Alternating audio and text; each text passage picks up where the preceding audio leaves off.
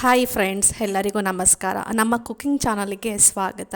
ನಾನಿವತ್ತು ಉಪ್ಪು ಸಾಂಬಾರು ಖಾರ ಮಾಡುವುದು ಹೇಗೆ ಅಂತ ತೋರಿಸ್ತಾ ಇದ್ದೀನಿ. ತುಂಬಾ ಸಿಂಪಲ್. ಯಾವ ರೀತಿ ಮಾಡುವುದು ಅಂತ ನೋಡೋದ ಬನ್ನಿ. ಇಲ್ಲಿ ಬಾಣಲಿ ಇಕ್ಕಿ 1 ಕಪ್ಪು ಒಣಮೆಣಸಿನ್ಕಾಯಿನ ತೊಗೊಂಡು ಈ ರೀತಿ ಫ್ರೈ ಮಾಡ್ಕೊಳ್ತಾ ಇದ್ದೀನಿ.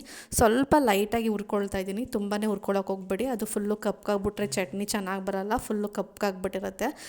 ಇದನ್ನು ಸೈಡಿಗೆ ಇಡ್ತಾ ಇದ್ದೀನಿ. ಇವಾಗ ರೆಡಿಯಾಗಿದೆ. ಇದಕ್ಕೆ ಬೇಕಾಗಿರೋ ಸಾಮಗ್ರಿಗಳು: ಅರ್ಧ ಸ್ಪೂನಷ್ಟು ಮೆಣಸು ತೊಗೊಂಡಿದ್ದೀನಿ, 1 ಸ್ಪೂನು ಜೀರಿಗೆ, ಗೋಲಿ ಗಾತ್ರದಷ್ಟು ಹುಣಸೆಹಣ್ಣು ತೊಗೊಂಡಿದ್ದೀನಿ, 1 ಗೆಡ್ಡೆ ಬೆಳ್ಳುಳ್ಳಿ ಮತ್ತು ಕರಿಬೇವು, 1 ಮುಡಿಯಷ್ಟು ಕೊತ್ತಂಬರಿ ಸೊಪ್ಪು ತೊಗೊಳ್ತಾ ಇದ್ದೀನಿ, ರುಚಿಗೆ ತಕ್ಕಷ್ಟು ಉಪ್ಪು. ನಾನು ಆಲ್ರೆಡಿ ಆವಾಗಲೇ 1 ಟೊಮೊಟೊನ ಉಪ್ಪು ಸಾಂಬಾರಲ್ಲಿ ಬೇಯಿಸ್ಕೊಂಡು ಆರಿಸ್ಕೊಂಡು ಇಟ್ಕೊಂಡಿದ್ದೀನಿ.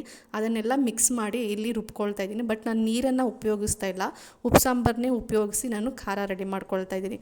ಯಾಕೆಂದರೆ ನೀರು ಯಾಕೆ ಉಪಯೋಗಿಸ್ತಾ ಇಲ್ಲ ಅಂದರೆ ಬೇಗ ಹಾಳಾಗ್ಬಿಡುತ್ತೆ ಖಾರ, ಜಾಸ್ತಿ ದಿನ ಇಡೋಕ್ಕೂ ಆಗಲ್ಲ.